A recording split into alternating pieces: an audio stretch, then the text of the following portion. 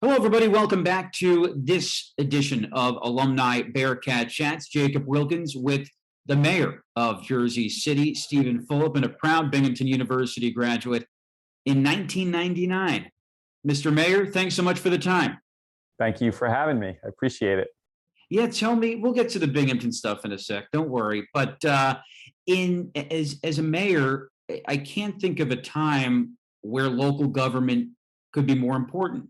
Coming off the remnants of Hurricane Ida that certainly affected your city, Yeah. and obviously the ongoing pandemic. How do you manage those issues and other things on a day-to-day basis? Well, I mean, I think first of all, you hit the nail on the head. Local government is probably the most important level of government today because you're directly in touch with residents. You have a direct impact on day-to-day lives.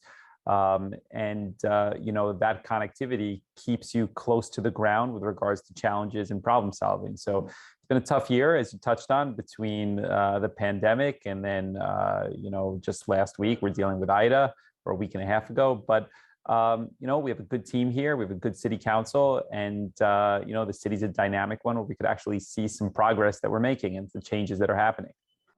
And in Binghamton, even though we weren't hit by the storm in the same way or nearly the same way, obviously many Binghamton University students are from the tri-state area. How do you manage the policy decisions that have to be made quickly after a situation like that and the empathy required with people having lost so much?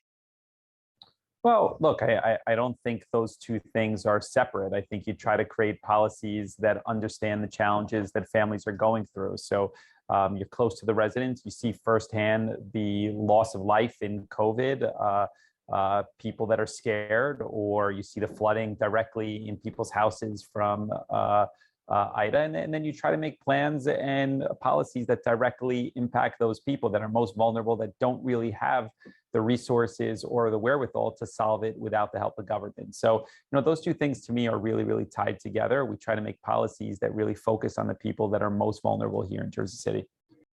And the other big day that just passed was obviously the 20th anniversary of September 11th, which had a direct effect on your career path and decision making. What were the emotions as that day just passed? Well, first of all, it's hard to believe that it is 20 years, and it certainly changed the trajectory of my life. I mean, I was working at Goldman Sachs as a graduate of Binghamton, and I was a couple of years there, and very, very proud of the career trajectory that I started on. And my family was optimistic, and September 11th being a block and a half away from the World Trade Center changed my trajectory. As I said, where I enlisted in the Marine Corps, left Goldman Sachs, deployed to Iraq, moved towards a life of public service. At the time I was saying to myself that I wanted to be able to look back in, 20, 30 years is what I would say, and be proud of the decisions I make. It's hard to believe that it's been 20 years, but I am thankful that at that point in time, I made the decision to move towards a more meaningful career where I could actually impact people's lives directly. When we spoke for another interview, had to be 8 years ago, just after you'd been inaugurated, you were just getting started. You talked about that decision to join the Marines as trying to be of service to the country. But you made clear that it doesn't have to be through the military. As students figure out and chart their path, what are the ways in these trying times that they can be of service? Yeah, I mean, look, there's all sorts of opportunities, whether it's volunteering time at your local food bank, or it's dedicating a life to working in government, or teaching younger people, or tutoring, or mentoring. There's countless ways that people can get involved in bettering their community. But, at the end of the day, it's important to recognize that we are a closely knit community. Regardless of where you live, you are generally tied to the people around you, and service and involvement in that community makes the community better and you individually better. And so I'm a big advocate for that. We try to encourage volunteerism here in Jersey City. And I think that I didn't feel as passionately prior to 9/11 on this, but I certainly do today. At Binghamton, you were a political science major, I saw, which I didn't expect with the Goldman Sachs trajectory. You weren't looking to get into politics back then. Look, politics interested me. I really had kind of like a minor in economics, if I remember correctly, and focused on some linguistic stuff. And at Binghamton, I just tried to take classes that interested me. So whether it was anthropology or astronomy or political science, and that's kind of how I viewed my education at the time. But I really was solely focused on going into finance, and I applied to a lot of places, and I was fortunate to be able to go through the interview process at Goldman. But ultimately, I thought that my career trajectory would have been for at least a couple decades working in finance and trying to make sure that I was financially secure, and then maybe pivoting to some sort of community service or public service. But 9/11 changed that. You try to plan things, but they don't always work out that way. And I ended up in public service a lot sooner than I had thought. And what led you to Binghamton, coming from Edison, New Jersey, out of state? Yeah, out of state. Well, look, Binghamton had a very, very good reputation, and I was recruited to play soccer. So those two things kind of drove me there. Ultimately, I played for the varsity team for a couple of years. That was during the transition from Division III to Division I. We had a great team, and Binghamton was probably some of the best years of my life. I lived behind Uncle Tony's and on Washington Street, and in one of those apartments. And I was part of a fraternity. I was involved on the soccer team. So I was involved in a lot of different things. I was involved in the SA Student Association government at one point. For me, Binghamton was a great experience. A lot of different opportunities were open up to me, and I just loved the time there, other than the weather. Well, you and me both. You mentioned finance. You were pursuing finance, and that was a career where you thought, all right, I can achieve financial stability. I think a lot of students have that sort of debate, and there's pressure from outside forces of, all right, and there's nothing against going into finance, but that here's a career that might be more stable, but here's a career I'm passionate about that might be less lucrative financially, such as public service. What do you tell students, and I'm sure folks that come to you looking to get into public service, in terms of that thought process?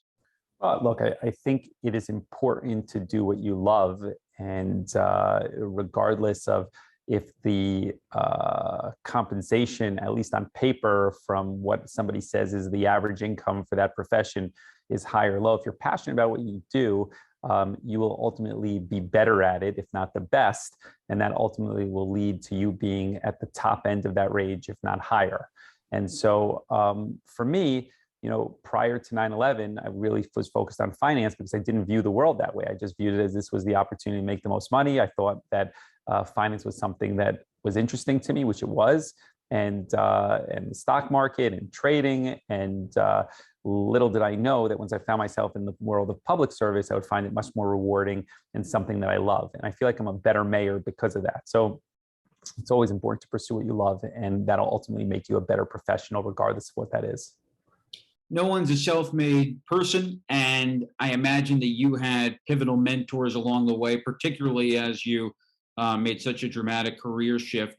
Who were those people, whether it was in college, as you got your master's at NYU and Columbia, and then entering public service?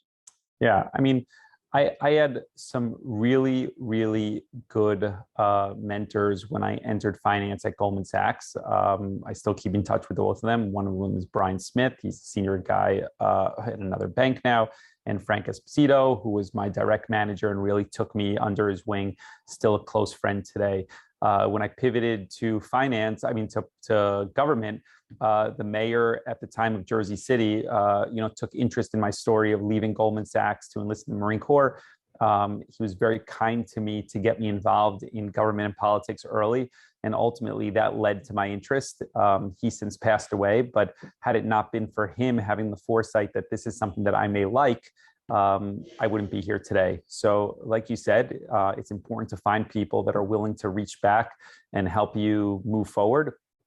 And I've tried to do that here in Jersey City. You look at our council, it is very young, and I've tried to make sure that we're giving opportunities to other people and opening doors for them the same way doors were open for me.